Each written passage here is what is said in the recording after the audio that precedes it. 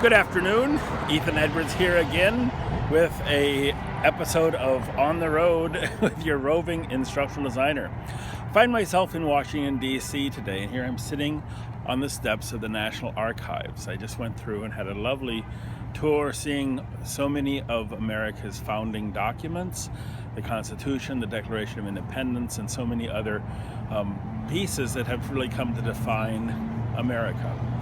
Now, what's interesting about this, if you were to think about the content and the significance of what is housed here, you could make a case, if you're analyzing things, to say that every single historical exhibit in the country ought to include these documents, because truly you can't tell the story of American history without an awareness of these documents. And yet, if one were to do that, there would be no enjoyment, no excitement, no interest in all the diverse and specialized sort of historical events that one finds in other historical places. Now, of course, this is a parallel that I find when we are trying to design e-learning. I'm working with subject matter experts.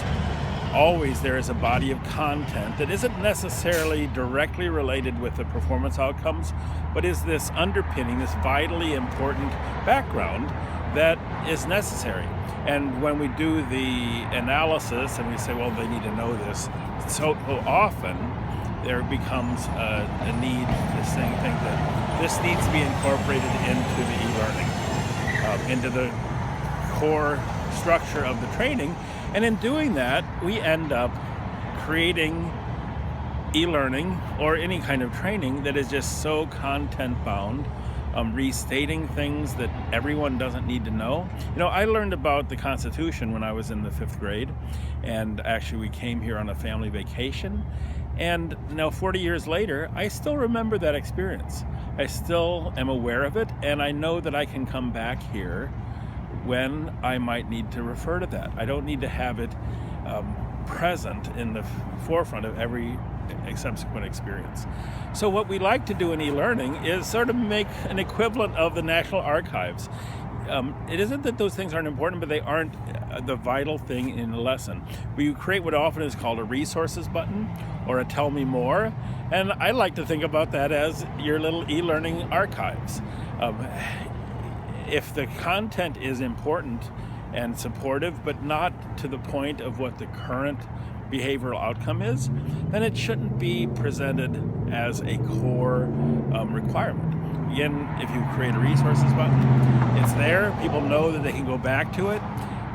They can find it as a refresher if they find some issue that is necessary to complete their understanding. But again, it's left to the learner to decide those things, rather than the institution to say you must refresh your experience with this at all times, even when it may be inappropriate. So just to get a little bit more view of this wonderful imposing building and these lovely statues. This was done in 1935. Before that, there was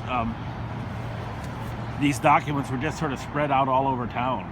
And so there was no place that people could reliably come to find these things that are so important for our history and our understanding of our culture. So anyway, think about the National Archives as one great big resources button, and think, how might that be a tool that you could really incorporate for good in the e-learning you create. So looking forward to finding another bit of whimsy and interest to focus our design about e-learning.